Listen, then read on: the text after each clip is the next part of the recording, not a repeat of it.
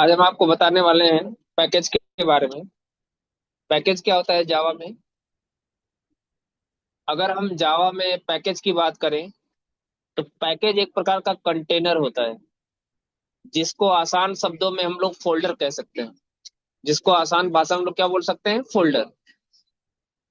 और इसके अंदर हम लोग क्या करते हैं? इसके अंदर हम लोग क्लासेज और इंटरफेसेज को बना बना के रख सकते हैं।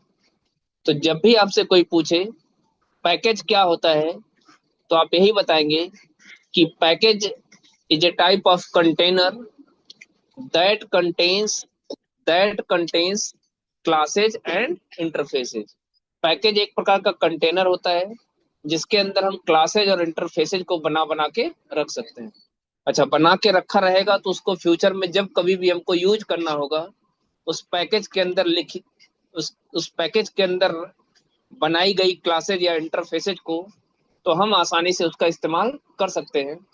फायदा ये होगा कि हमको फिर से कोड लिखने की जरूरत, फिर से क्लास और उस इंटरफेस को बनाने की कोई जरूरत नहीं है।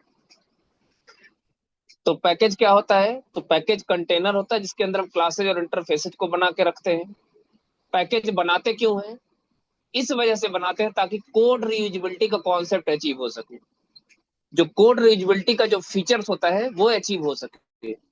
कोड रीयूजेबिलिटी का मतलब क्या होता है? एक बार कोड हमने लिख दिया, उसको दोबारा यूज कर सके। तो अगर आप चाहते हो कि हम पहले से कोई क्लास बना के रख दें जिसको हम फ्यूचर में क्लास या इंटरफेस बना के रख दें, जिसको फ्यूचर में जब कभी हमको जरूरत पड़े तो हम उसको यूज कर सके, तो आप एक काम करो, उस क्लास या उस इंटरफेस को एक पैकेज के अंदर बना के रख दो। फ्यूचर में जब कभी आपको यूज करना होगा आप आसानी से उसको यूज कर सकते हो। और हम करते भी है। प्री डिफाइंड पैकेजेस जो होते हैं, जावा में पैकेजेस दो प्रकार के होते हैं, एक प्री डिफाइंड, एक user defined. Pre defined packages का मतलब जो पहले से बना के रखा गया है। यूजर डिफाइंड पैकेजेस का मतलब क्या होता है? यूजर खुद बनाएगा। तो जो पहले से बना के रखा गया है उसका हम लोग क्या करते हैं? यूज ही करते हैं ना। जो पहले से बना के रखे गए पैकेजेज हैं हम उसको क्या करते हैं? यूज करते हैं। ठीक है। तो अब इसका आप स्कैनर स्कैनर क्लास का यूज करके देख चुके हो। तो जब जब हम पहले इसके पहले स्कैनर क्लास का यूज किए हैं, तो स्कैनर क्लास जिस पैकेज के अंदर डिफाइंड है, कौन सा पैकेज है? जावा डॉट यूटिल पैकेज को तो हमने इंपोर्ट करके यूज करके देखा है, नहीं देखा है? तो जो प्री डिफाइंड पैकेजेज हैं उनके उनके बारे में बस हमको जानना है कि कौन कौन से पैकेजेज हैं, उसके अंदर कौन कौन सी क्लासेज या इंटरफेसेज बना के रखे गए। जैसी जरूरत होगी उसी हिसाब से हम क्लास यूज करेंगे, और वो क्लास जिस पैकेज के अंदर होगी हम उस पैकेज को इंपोर्ट करेंगे। तो प्री डिफाइंड पैकेज के बारे में बस हमको जानना है। और हमको जानना क्या है? वो जानना है यूजर डिफाइंड पैकेजेस। यानी यूजर अगर खुद का कोई पैकेज बनाना चाहता है तो बना सकता है, कि नहीं बना सकता तो बना सकता है। बनाएगा तो कैसे बनाएगा? तो हमको ये जानना है, इसका प्रोसीजर जानना है कि जावा में हम पैकेज कैसे बनाते हैं। और हम आपको यही बताने वाले हैं। ठीक है। तो जब भी आपको पैकेज बनाना हो, आप क्या करोगे? पैकेज कीवर्ड की हेल्प से। जावा में एक कीवर्ड होता है, इसका नाम क्या है? पैकेज। पैकेज कीवर्ड की हेल्प से पैकेज कीवर्ड की हेल्प से आप पैकेज बना सकते हो। पैकेज बनाने के लिए क्या लिखोगे? Package keyword. और यहाँ पे पैकेज का नाम आप कुछ भी दे सकते हो। पैकेज का नाम आप कुछ भी दे सकते हो, जो भी आपका नाम रहे। पैकेज क्या है? कीवर्ड है। P1 क्या है? पैकेज का नाम है। आप P1 P2 माई पैक कुछ भी, जो भी नाम आप देना चाहते हो आप दे सकते हो।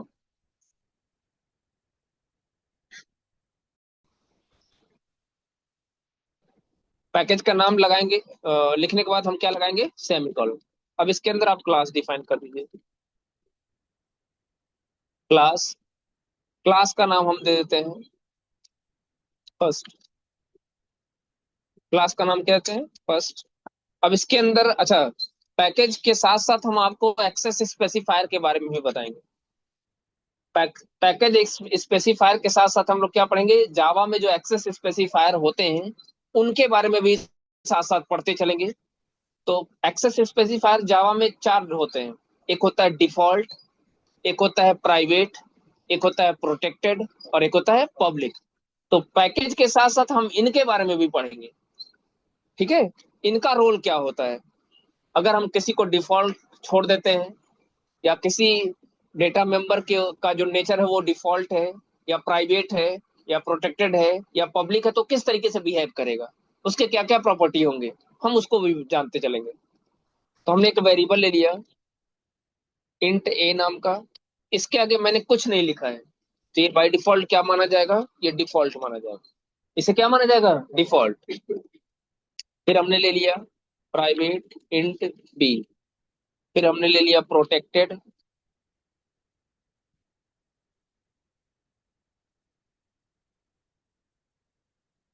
इंट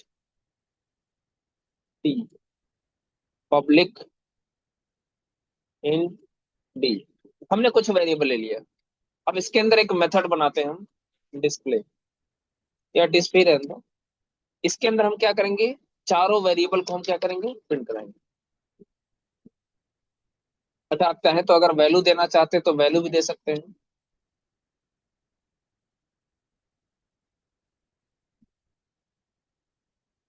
ए इक्वल टू प्लस ए, मैं इसी को कॉपी करता हूँ,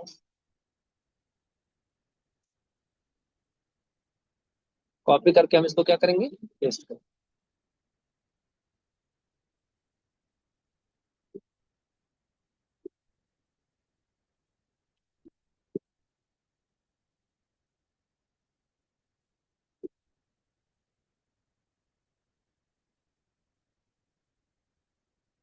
अब इसको हम क्या करेंगे, सेव करेंगे। सेव कैसे करेंगे,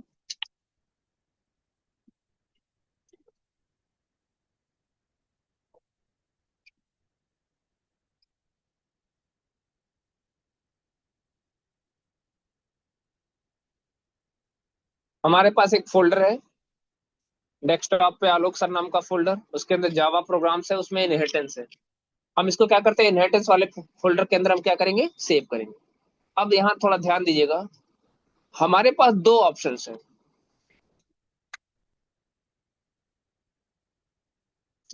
हमारे पास दो ऑप्शंस हैं। दो ऑप्शंस क्या है, एक ऑप्शन ये है कि या तो ये जो P1 नाम का पैकेज है, इसको आप पहले से बना के रख लो। भाई पैकेज को हम फोल्डर कह रहे हैं, तो हम इस फोल्डर को पहले भी तो बना सकते हैं। पहले से बना के भी अगर आप रखना चाहते हो तो रख सकते हो, और अगर बाद में भी आप बनाना चाहते हो तो बाद में बना सकते हो। तो बेहतर विकल्प ये है कि हम बाद में बनाएं, पहले मत बनाइए। लेकिन अगर पहले से फोल्डर बना है तभी कोई दिक्कत वाली बात नहीं है ना। पहले से अगर फोल्डर बना, जैसे मान लो P1 नाम का फोल्डर हम पहले से बना के रखे हुए हैं, तब भी कोई दिक्कत वाली बात नहीं है। अगर पहले से बना है तब भी ठीक है, नहीं बना है तब भी ठीक है। तो हम भी आपको दोनों बताएंगे, लेकिन पहले जो हम बताएंगे वो ये बताएंगे कि हम पैकेज अभी नहीं बनाएंगे। पैकेज हम मैन्युअली नहीं बनाएंगे, जैसे हम बनाते हैं राइट क्लिक करके। हम क्या करेंगे, एक कमांड टाइप करेंगे, और उस कमांड जब हम देंगे तो वो उसी समय, जब प्रोग्राम को कंपाइल कराएंगे तो उसी समय फोल्डर बन जाएगा। ठीक है। तो सबसे पहला काम क्या है, हम इसको सेव करेंगे। ध्यान रहे, हम इसको सेव कहाँ पे कर रहे हैं, इनहेरिटेंस वाले फोल्डर में। किस नाम से, क्लास के नाम से। क्लास के नाम से हम इसको क्या कर दिए, फर्स्ट डॉट जावा से हमने इसको क्या कर दिया, सेव। ये सेव हो गया। अच्छा, एक चीज और समझे, हमने क्लास के आगे कुछ नहीं लिखा है। क्लास के आगे कुछ नहीं लिखा है। तो अगर कोई पैकेज किसी क्लास के अंदर है, सॉरी, अगर कोई क्लास किसी पैकेज के अंदर है, तो अगर उसका एक्सेस स्पेसिफायर डिफॉल्ट है,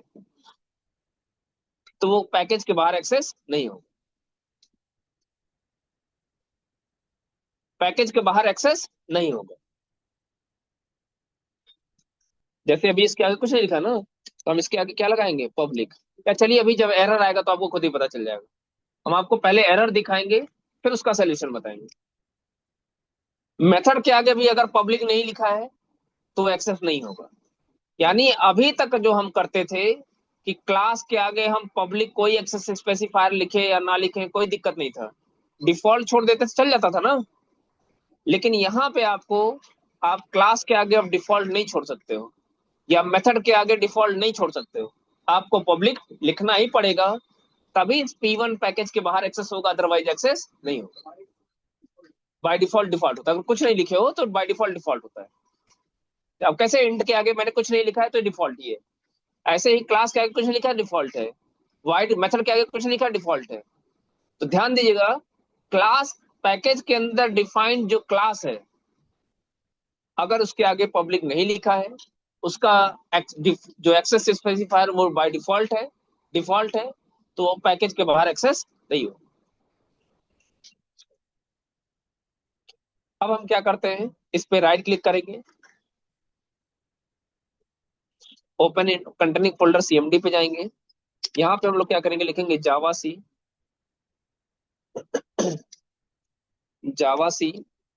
स्पेस -d।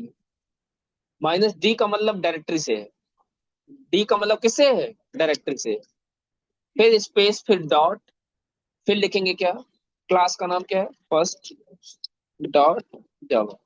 अब ये करेगा क्या, ध्यान सुनिएगा, ये दो काम करेगा।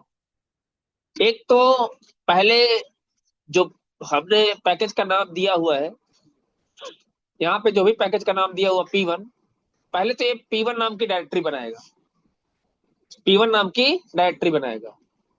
उसके साथ साथ चूंकि जावा सी है, तो क्या करेगा, फर्स्ट डॉट जावा वाली फाइल को कंपाइल भी करेगा। कंपाइल करने के बाद उसकी जो क्लास वाली फाइल होगी, डॉट क्लास वाली फाइल होगी, उसको भेज देगा कहाँ पे, P1 पैकेज के अंदर। डॉट जावा वाली फाइल नहीं जाएगी, डॉट जावा वाली फाइल कहाँ पड़ी होगी, हमने कहाँ पे इसको सेव किया हुआ है, इनहेरिटेंस वाले फोल्डर में, तो वो तो वही रहेगा जहां पे हमने सेव किया हुआ है। लेकिन जो डॉट क्लास वाली फाइल होगी, फर्स्ट डॉट क्लास वाली फाइल, वो कहाँ चली जाएगी, P1 पैकेज के अंदर। आपको कुछ करने की जरूरत नहीं है, और पैकेज में यही होना ही चाहिए,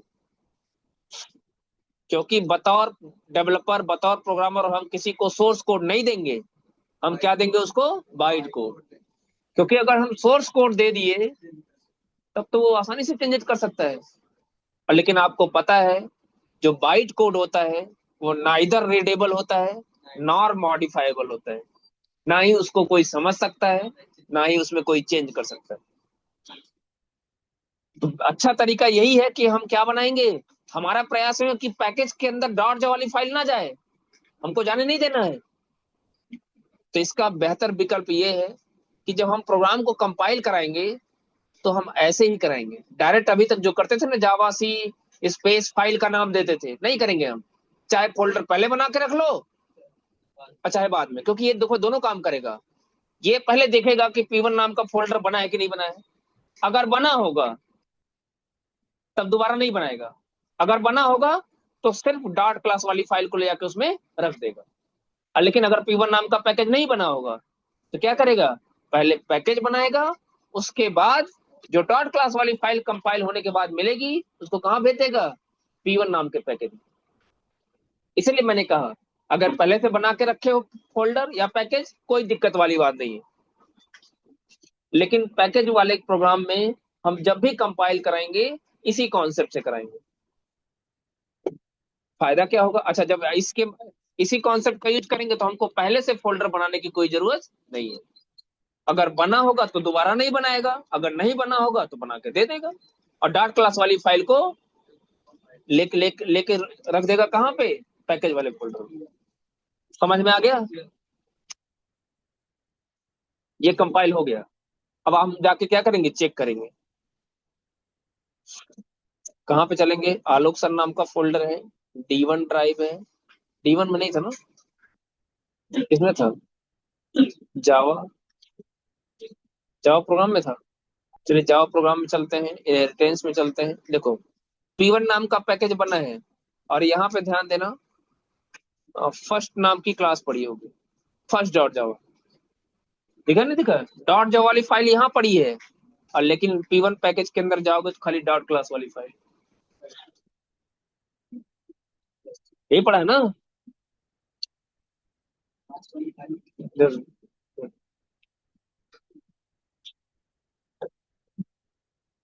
ठीक है, सिर्फ डॉट क्लास वाली फाइल है, और कुछ नहीं पड़ा है।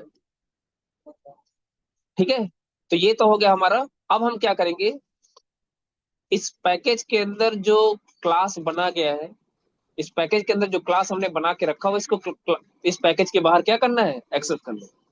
इस पैकेज के बाहर क्या करना है, एक्सेस करना है।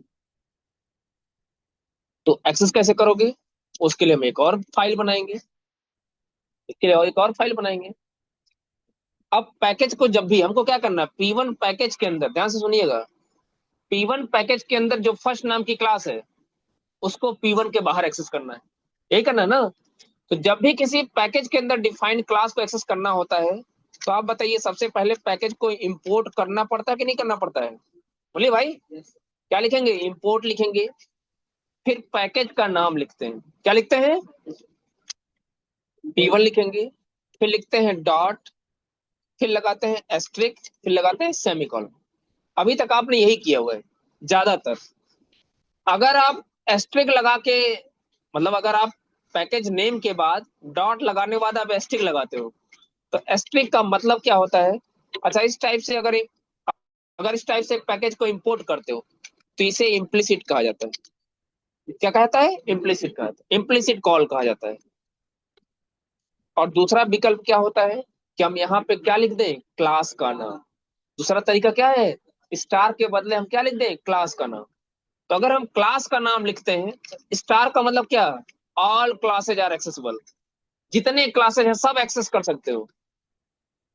लेकिन अगर आप किसी सबको नहीं एक्सेस करना चाहते हो, किसी पर्टिकुलर क्लास या पर्टिकुलर इंटरफेस को एक्सेस करना चाहते हो, तो आप एक काम करो, इस स्टार को हटाओ, यहाँ पे लिख दो फर्स्ट, तो अब सिर्फ फर्स्ट एक्सेस होगा, नहीं तो क्या होगा, सारी क्लासेज क्या होंगी, एक्सेसिबल होंगी। लेकिन चूंकि P1 नाम का पैकेज प्री डिफाइंड पैकेज नहीं है, ये यूजर डिफाइंड पैकेज है, और यूजर डिफाइंड पैकेज केस में अगर आप इम्प्लिसिटली किसी पैकेज को इंपोर्ट करते हो तो आपको एरर मिलेगा। आपको क्या मिलेगा, एरर मिलेगा। एरर क्या मिलेगा, पहले उसको देखिए। अभी देखिए दो एरर आएंगे, एक तो क्लास को हमने पब्लिक नहीं डिफाइन किया है, एक मेथड को डिफाइन नहीं किया है, और एक यहाँ पे हमने क्या किया हुआ है, पैकेज को हम इम्प्लिसिटली इंपोर्ट करेंगे। तो तीन तरीके के एरर आएंगे, तीन एरर आएंगे, हम एक एक एरर को बताते चल रहे हैं। अभी हम आज बस आपको एरर दिखा रहे हैं। क्लास, यहाँ पे मैं क्लास का नाम क्या दूं, पैकेज टेस्ट लिख देता हूँ, पैक टेस्ट। क्लास का नाम क्या दे दिया, पैक टेस्ट।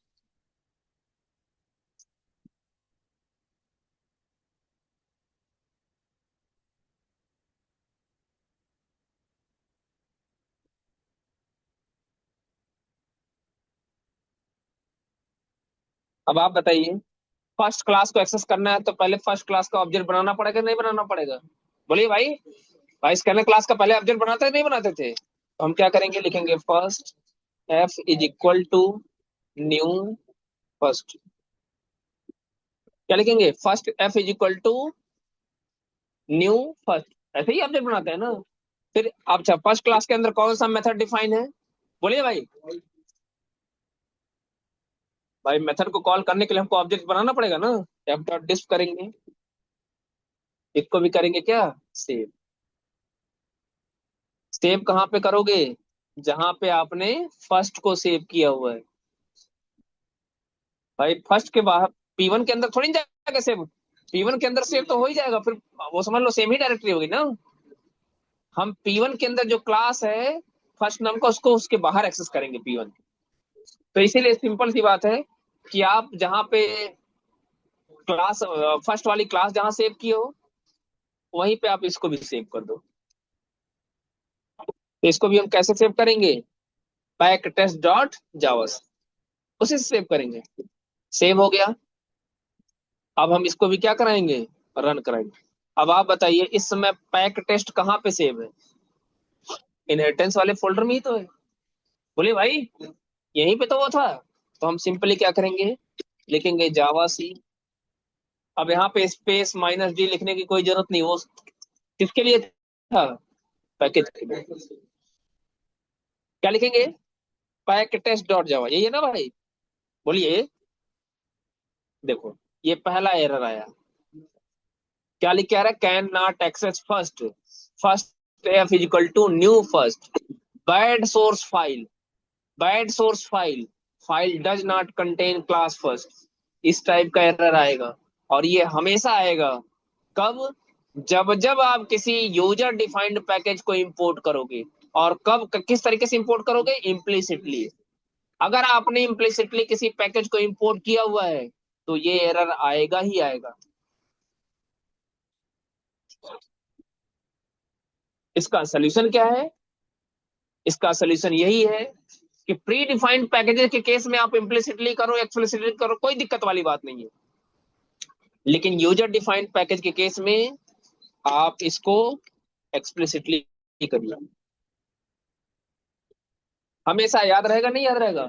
हम इम्प्लिसिटली कभी भी किसी, इम्प्लिसिटली का मतलब हम स्ट्रिंग नहीं लगाएंगे, हम क्लास का नाम देके एक्सेस करेंगे।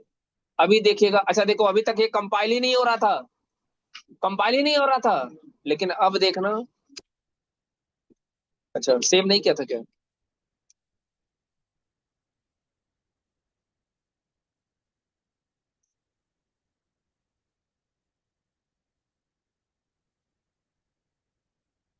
एक दिक्कत और है।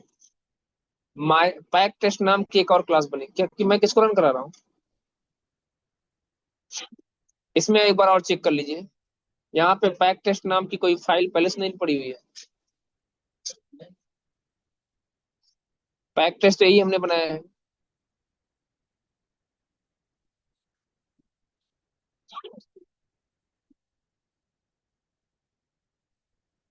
हाँ, एक काम और कर लीजिए। हो सकता है ये जो आपने लिखा हुआ ना, आपने जो पब्लिक नहीं बनाया है, ये भी एक रीजन हो सकता है। तो आप एक काम करो, इसको पब्लिक बना लो, और इसके मेथड को भी क्या बना लो, पब्लिक। ठीक है। हमने इसके इसको भी क्या बना दिया, पब्लिक। अच्छा देखो ध्यान से, यहाँ पे एक चीज और ध्यान दीजिएगा। हमने इस बार चेंजेस किसमें किया है? फर्स्ट डॉट जावा वाले में। फर्स्ट सेव किया ना। अब यहाँ पे जब आप एक काम करना, जब इसको कंपाइल कराओगे तो ध्यान रहे, जावा सी स्पेस फर्स्ट डॉट जावा से मत कंपाइल कराना। नहीं तो होगा क्या, जो डॉट क्लास वाली फाइल बनेगी वो इनहेरिटेंस वाले फोल्डर में बन जाएगी।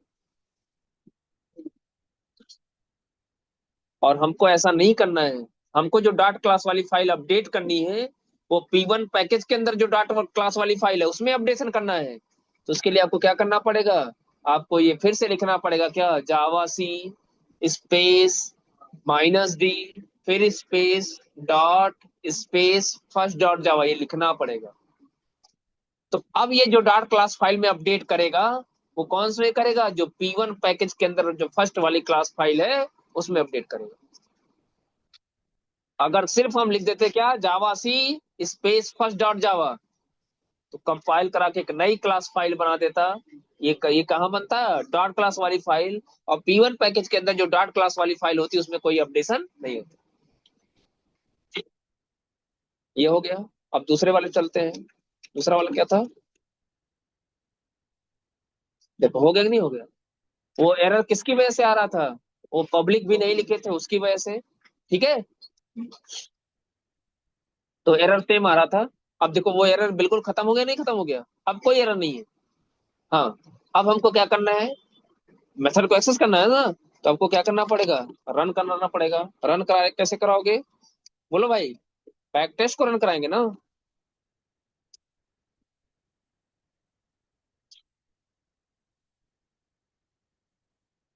एक्सेस हो गया, हमने कोई वैल्यू नहीं दिया था, इसलिए बाय डिफॉल्ट क्या प्रिंट कर रहा है? 0 0। क्योंकि जावा में तो गार्बेज वैल्यू का कोई कॉन्सेप्ट होता नहीं है। अगर वैल्यू नहीं दिए रहोगे तो क्या प्रिंट करेगा? तो हमेशा पैकेज के केस में ये कुछ बातें हैं। अब हम यहाँ पे कुछ चीजें बताएंगे, कुछ और चीजें बता रहे हैं, ध्यान सुनिएगा। हमने इन मेंबर्स को एक्सेस किया है कहाँ पे? उसी क्लास के अंदर। मतलब पैकेज भी सेम है और क्लास भी क्या है, सेम है। तो जब आप किसी क्लास के डेटा मेंबर को सेम पैकेज के सेम क्लास में एक्सेस करोगे, तो उस केस में डिफॉल्ट भी एक्सेस होगा, प्राइवेट भी एक्सेस होगा, प्रोटेक्टेड भी एक्सेस होगा, और पब्लिक तो एक्सेस होगा ही। चारों एक्सेस हो जाएंगे।